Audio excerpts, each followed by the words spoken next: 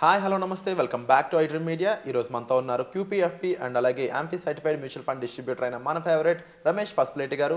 So ఈరోజు ఎపిసోడ్లో మంచి ఇన్వెస్ట్మెంట్ అనేది ఎలాంటి అసెట్స్లో పెట్టడం అనేది ఇంపార్టెంట్ అని తెలుసుకుందాం. Hi sir. హాయ్ అండి. సార్ మన దగ్గర ఒక 50 లక్షల రూపాయల అసెట్ ఉంది అనుకుంటే, లిక్విడ్ క్యాష్ కానీ లేదంటే ఉన్నట్లయితే అలాంటి అమౌంట్ని మనం ఎలాంటి అసెట్లో పెట్టడం మంచిది అంటారు? పిఎంఎస్ అని కొంతమంది, రియల్ ఎస్టేట్ అని కొంతమంది, అలా డిఫరెంట్ ఆప్షన్స్ చెప్తా ఉన్నారు. ఏది బెస్ట్ ఆప్షన్ అని మీరు అంటారు? 50 lakhs అమౌంట్ ఉంటే, సో ఫస్ట్ ఆఫ్ ఆల్ మనం ఎందుకు ఇన్వెస్ట్ చేస్తున్నాం అనేది ఒక థీమ్ ఉండాలి. దానికి సంబంధించిన ఇన్వెస్ట్మెంట్ హారిజన్ ఉండాలి. అంటే సపోజ్ 5 years కోసమా 10 years కోసమా, దాన్ని బట్టి మనం ఇన్వెస్ట్మెంట్ ఏదైనా డిసైడ్ చేసుకోవచ్చు. సపోజ్ 50 lakhs 1 year అనుకోండి, ఫిక్స్డ్ డిపాజిట్ చేసేయాలి, ఇంకేం మాట్లాడకూడదు, ఫిక్స్డ్ డిపాజిట్ చేసేసుకోవాలి. 2 years ఉన్నా కూడా మేబీ డెట్ ఫండ్స్కి వెళ్ళొచ్చు. డెట్ ఫండ్స్ ఏంటంటే కొద్దిగా బాండ్ ఫండ్స్ కాబట్టి కొద్దిగా రిటర్న్ ఎక్కువ ఇస్తాయి, 7-8% రిటర్న్ ఇచ్చే అవకాశం ఉంది. సో వీటికి వెళ్ళిపోవచ్చు. లేదు 3 years అనుకోండి, 3 years కొద్దిగా మంచి టైం కాబట్టి కొంచెం బ్యాలెన్స్డ్ పోర్ట్ఫోలియో క్రియేట్ చేసుకోవచ్చు. అంటే కొంత భాగం మనం రియల్ ఎస్టేట్లో ఇన్వెస్ట్ చేసుకుని, కొంత భాగం మ్యూచువల్ ఫండ్లో, ఈక్విటీ మ్యూచువల్ ఫండ్లో, లేదంటే బ్యాలెన్స్డ్ మ్యూచువల్ ఫండ్లో ఇన్వెస్ట్ చేయొచ్చు. సో ఇది పర్సన్ టు పర్సన్ డిఫరెంట్గా ఉంటుంది. సో కొంతమంది దాని మీద ఇన్కమ్ తీసుకోవాలనుకున్నారు అనుకోండి, ఎవ్రీ మంత్ నాకు ఒక ఆదాయం కావాలి, 50 lakhs ఉంది, సో ఇన్వెస్ట్ చేసి నాకు ఎంతో కొంత కావాలనుకున్న వాళ్ళకి 2 మార్గాలు ఉన్నాయి. మళ్ళీ వాళ్ళు వచ్చేసి రియల్ ఎస్టేట్లో అంటే ఒక ఫ్లాట్ కొనుక్కోవచ్చు. ఫ్లాట్ కొనుక్కొని దాని మీద రెంటల్ తీసుకోవచ్చు. సో 50 లక్షల మీద రెంటల్ అంటే దాని మీద 2% అంటే 10,000 రెంట్ వస్తుంది మనకి. మహా అయితే 3% 15,000 రెంట్ వస్తుంది. సో మనకు అది సరిపోతుంది అనుకుంటే ఒక ల్యాండ్కి వెళ్ళిపోవచ్చు.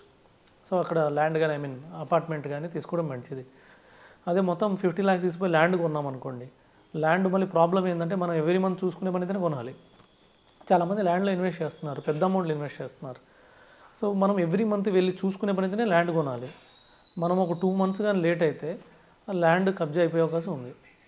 రీసెంట్గా నేను ఒక సిచ్యువేషన్ చూశాను. మా ఫ్రెండ్ వాళ్ళ మామయ్య గారు, సో ఆయన కొద్దిగా ఏమైందంటే కొద్దిగా బైపాస్ సర్జరీ అయింది.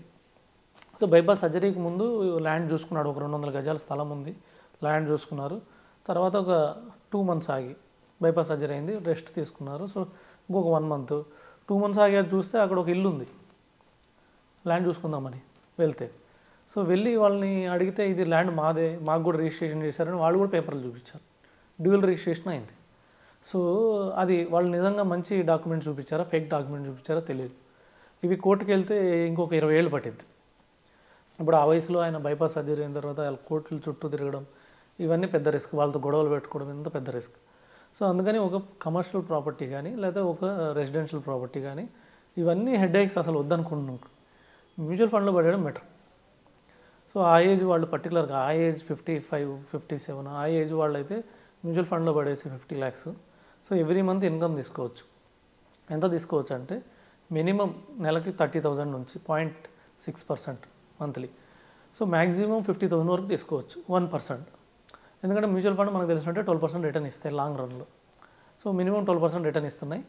సో చాలా ఫండ్స్ చాలా ఎక్కువ ఇచ్చినాయి. సో మనం తక్కువ ఊహించుకున్నా కూడా సో మనకి 12% రిటర్న్ వస్తుంది.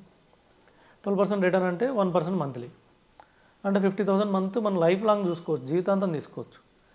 లేదు ఒక 30,000 తీసుకున్నాం అనుకోండి, 0.6% 30,000 తీసుకుంటే మిగతా అమౌంట్ ఫండ్ పెరుగుతూ ఉంటుంది. ఈ 50 lakhs 1 crore అయింది. సో మనకు 30,000 సరిపోతాయి అనుకుంటే ఎవ్రీ మంత్ 30,000 తీసేసుకొని మిగతా అట్లా వదిలేస్తే పెరుగుతూ ఉంటుంది. ఇంకా తెలివైన పద్ధతి ఏంటంటే డైవర్సిఫికేషన్ కూడా మంచి తెలివైన పద్ధతి. అంటే కొంచెం భాగం మ్యూచువల్ ఫండ్లో 20 to 30 lakhs, ఎక్కువ భాగం మ్యూచువల్ ఫండ్ ఉండేట్టు చూసుకోవాలి. ఎందుకంటే ఎప్పుడు కావాలంటే అప్పుడు తీసుకోవచ్చు, risk free asset. Majority amount కూడా మనం ఆ ఏజ్ వాళ్ళకంటే నిఫ్టీ ఫండ్లోనే ఇన్వెస్ట్ చేస్తాం, లార్జ్ క్యాప్ ఫండ్స్లోనే ఇన్వెస్ట్ చేస్తాం. అన్నీ బ్లూ చిప్ కంపెనీసే. సో పెద్ద కంపెనీలు ఒక్కొక్కటి 10 లక్షల మార్కెట్ క్యాపిటల్ ఉన్నాయి. సో ఇవి రాత్రికి వెళ్ళిపోవాలన్నా కుదరదు. అవి కూడా 50 కంపెనీల్లో ఇన్వెస్ట్ చేస్తారు. ఒక 4-5 కంపెనీలు పోయినా కూడా మిగతా 45, 50, 46 కంపెనీలు పెరుగుతాయి. సో ఇంత అవకాశం ఉంది కాబట్టి మ్యూచువల్ ఫండ్లో ఎక్కువ ఒక 20-25 lakhs. ఒక ల్యాండ్ కొనాలనుకుంటే ఒక 20 lakhs, ఇంకొక 10 lakhs గోల్డ్లో పెట్టడం కూడా మంచిదే. గోల్డ్ కూడా మంచి లిక్విడ్ అసెట్. ఎప్పుడు కావాలంటే అప్పుడు పోయి మనం ఏ జ్యువెలరీకి పోయి మనం గోల్డ్ ఇచ్చేసినా మనకి క్యాష్ ఇచ్చేస్తారు. సో ఇలాగా మనము డైవర్సిఫై చేయడం బెటర్. నా ఉద్దేశం అయితే majority amount mutual fund. So 50 lakhs కూడా మ్యూచువల్ ఫండ్లో పెట్టేసి ఇలా ఇన్కమ్ తీసుకోవాలనుకున్న వాళ్ళైతే ఇలా తీసుకోవడం బెటర్. కొద్దిగా రిస్క్ తీసుకుందాం అనుకున్న వాళ్ళు కొంచెం మ్యూచువల్ ఫండ్ కాకుండా కొద్దిగా ల్యాండ్, ఇంకొంచెం ఎక్కువ రిస్క్ తీసుకుందాం అనుకున్న వాళ్ళు కొంచెం బాగా షేర్స్లో కూడా ఇన్వెస్ట్ చేసుకోవచ్చు. అండ్ ముఖ్యంగా ఈ 50 lakhs అన్నప్పుడు సార్ మనం ఎంత రిటర్న్ ఎక్స్పెక్ట్ చేయొచ్చు, దేని నుంచి ఎక్కువ పర్సెంటేజ్ ఆఫ్ రిటర్న్ అనేది ఎక్స్పెక్ట్ చేయొచ్చు అంటారు? డెఫినెట్గా అండి. ఈ 50 lakhs మనం తీసుకుపోయి ఎఫ్డీలో పెట్టుకుంటే మనకి 10 years డబుల్ అవుతుంది. అంటే 6% చొప్పున, సో 7% మ్యాక్సిమం, 10 years డబుల్ అయింది. అదే మనము మ్యూచువల్ ఫండ్లో పెడితే 12% ప్రకారం 6 yearsకి డబుల్ అయింది. మేబీ రియల్ ఎస్టేట్లో పెడితే రియల్ ఎస్టేట్లో కూడా 5 yearsలో డబుల్ కావచ్చు, 5-6 yearsలో డబుల్ కావచ్చు. అంటే మనం ఇన్వెస్ట్ చేసే అసెట్ని బట్టి, అక్కడ ఉన్న ప్లేస్ని బట్టి ఆన్ అండ్ యావరేజ్ చూస్తే 6 yearsకి అట్లా డబుల్ అవుతుంది. రియల్ ఎస్టేట్ కూడా కొద్దిగా రిస్క్ అయితే ఉంది, కానీ 6 yearsకి డబుల్ అవుతుంది. సో అన్నిటికన్నా సేఫ్ నాకు ఈ మూడిట్లో అయితే మ్యూచువల్ ఫండ్ కనబడుతుంది. కొద్దిగా షేర్స్ అంటారా, షేర్స్ ఇంకా ఎక్కువ రిస్క్. సో మనకి కొద్దిగా తొందరగానే డబుల్ అవుతుంది షేర్స్లో. మంచి స్టాక్స్లో ఉంటే 5-6 years కూడా ఆగాల్సిన అవసరం లేదు, ఇంకా తొందరగానే డబుల్ అయింది. కానీ కొద్దిగా రిస్క్ ఎక్కువ ఉంటుంది. కొద్దిగా హై ఏజ్ కాకుండా లో ఏజ్ ఉన్న వాళ్ళు అయితే షేర్స్లో పెట్టి మంచి షేర్స్లో క్వాలిటీ షేర్స్, అవి కూడా అన్ని అలాంటి పడితే చిన్న చిన్న షేర్స్ అలాంటివి కాకుండా, సో ఒక ఫండమెంటల్లీ స్ట్రాంగ్ ఉన్న షేర్స్, ఒక 1,00,000 కోట్లు, ఒక 50,000 కోట్లు, లేకపోతే ఒక 2 lakh crores అలా మార్కెట్ క్యాపిటల్ ఉన్న కంపెనీస్ చూసి ఇన్వెస్ట్ చేసుకుంటే డెఫినెట్గా ఇంకొద్దిగా తొందరగా అయ్యే అవకాశం ఉంది. సో ఇలాగా అన్నిట్లో కూడా డైవర్సిఫై చేసుకోవచ్చు. సార్ ఇదే 50 lakhs అమౌంట్ని మనం అంటే ఒక ప్యాసివ్ ఇన్కమ్లా మంత్లీ కొంచెం తీసుకోవాలండి, ఇయర్లీ కొంత అమౌంట్ మనకు వచ్చేటట్టు విధంగా ప్లాన్ చేసుకోవాలంటే ఎటువంటి పద్ధతిని మనం అవలంబించవచ్చు అంటారు? 2 విధాలేనండి దానికి ఉంది మనకి. ఒకటి ఎస్టీపీ, సో ఎస్డబ్ల్యూపీ అంటే మ్యూచువల్ ఫండ్లో పెట్టేసి 50 lakhs పెట్టేసి మంత్లీ 0.6% 30,000 విత్డ్రా చేసుకోవడము. రెండో ఉన్న ఆప్షన్ ఏంటంటే రియల్ ఎస్టేట్ ఏమన్నా ఫ్లాట్ కొనేస్తే, ఫ్లాట్ మనం రెంట్కి ఇస్తే మనకు 15,000 రూపీస్ మనకు రెంట్ వస్తుంది, 3%. సో ఈ 2 మార్గాలు ఉన్నాయి.